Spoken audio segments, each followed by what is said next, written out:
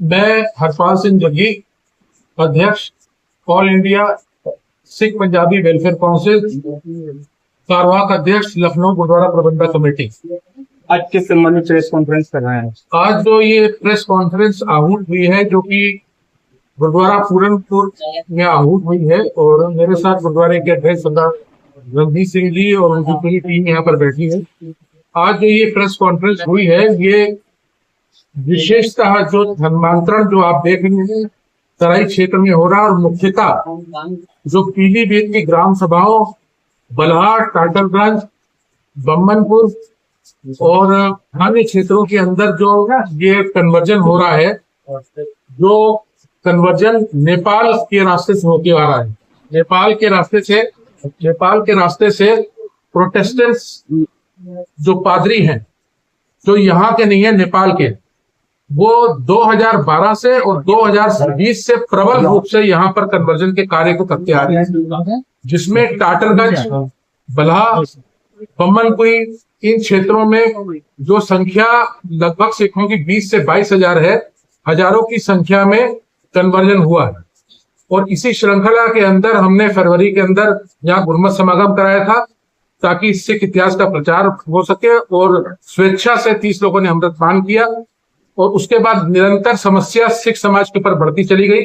किसी को जमीन के लिए शोषित किया गया, किसी को यह शोषित किया गया कि मैं तुमको सरकारी सुविधाएं नहीं लेने दूंगा, किसी के घर में रात में बदमाश घुस गए, उसको मारा पीटा। और इस संबंध में हमने जो है अपनी फरियाद माननीय मुख्यमंत्री उत्तर प्रदेश योगी श्री आदित्यनाथ जी को, माननीय उप मुख्यमंत्री श्री ब्रजेश पाठक जी को, सांसद ब्रिजलाल जी को, कृषि मंत्री बलदेव सिंह ओलख जी को, राजेश्वर जी को, सम्मिलित रूप से इन सब जगहों पे हमने याचिका अपनी दी। हमने उत्तर प्रदेश सरकार में अपनी याचिका दी कि इस तरीके का धर्मांतरण हो रहा है, जो नेपाल के रास्ते से हो रहा है, केवल उसको धर्मांतरण की दृष्टि से ना देखा जाए। देश की आंतरिक सुरक्षा इसमें खतरे में है, क्योंकि नेपाल द्वारा जो ये धर्म परिवर्तन कराया जा रहा है प्रबलता से, उसके पीछे विदेशी एजेंसियों का हाथ है। और हमारी बात को सुना गया, और बात को सुनते हुए स्थितियों का अवलोकन किया गया, और 8 लोग जो टाटरगंज से हैं उनके खिलाफ, जो धर्मांतरण में जो उनके खिलाफ मुकदमा चलाया गया, और उनके खिलाफ FIR आज की डेट में दर्ज। और कितने लोगों ने तहरीर दी है? इसमें कई लोगों ने जो की है, बलहा की पूरी कमेटी के यहाँ पर एफिडेविट है।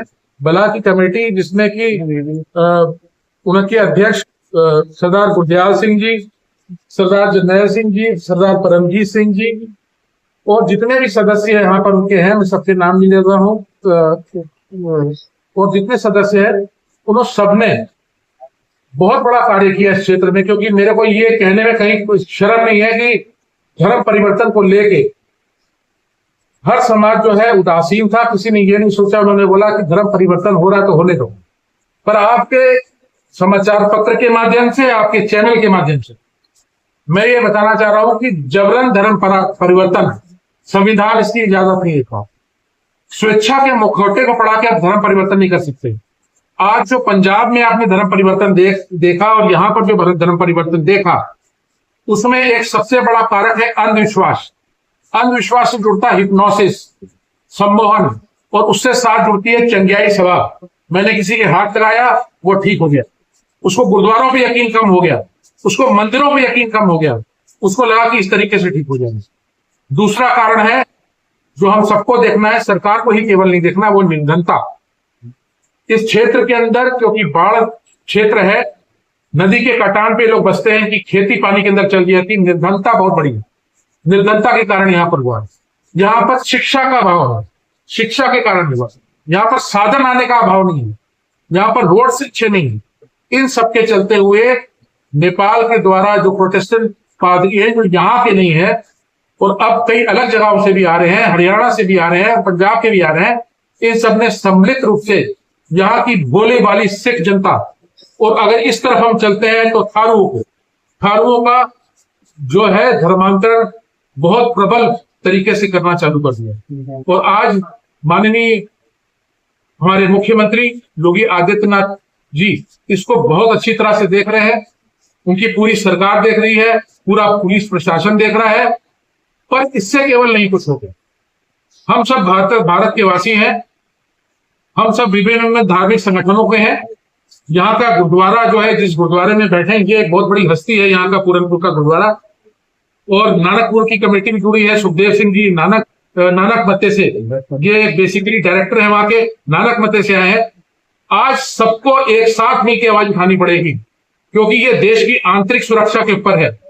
आपको याद होगा, आपको अपने देश की आजादी के पहले जाना पड़ेगा। ब्रिटानिया का यहाँ पर कब्जा था, और अगर ये धर्म परिवर्तन चलता रहा तो ब्रिटानिया का वापस 20 साल के अंदर कब्जा हो जाएगा। आज भी आपका प्रतिनिधि मंडल अधिकारियों को मिला है, कौन कौन अधिकारियों को मिला है, क्या आश्वासन मिला है? आपने अच्छा प्रश्न किया। आज हमने आग्रह किया था माननीय जिला अधिकारी जी से, हम उनसे मिले और उनको सारी स्थिति का हमने अवलोकन कराया, उनको डोजर दिया, जो इस पूरे जहां पर जो हमारे पास साक्ष्य थे वो दिए।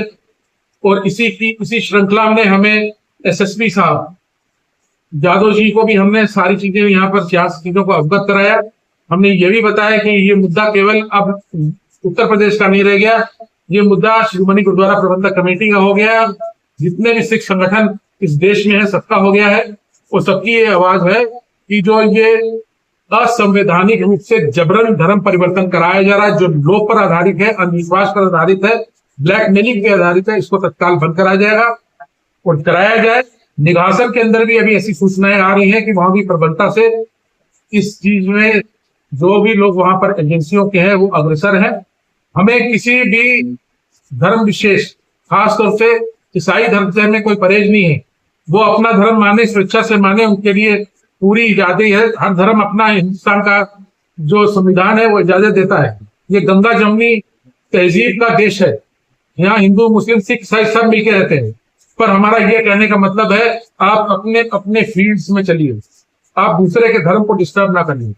स्वेच्छा के नाम पर और स्वेच्छा का पर्दा पहनकर अगर इन चीजों के साथ जिनको मैं बताया, और आप इनका अवलोकन खुद प्रेस बंधु आप जाकर कर सकते हैं। अगर इन चीजों से धर्म परिवर्तन कराया जा रहा है तो उसको तुरंत रोकना चाहिए और इनके खिलाफ तुरंत कार्रवाई।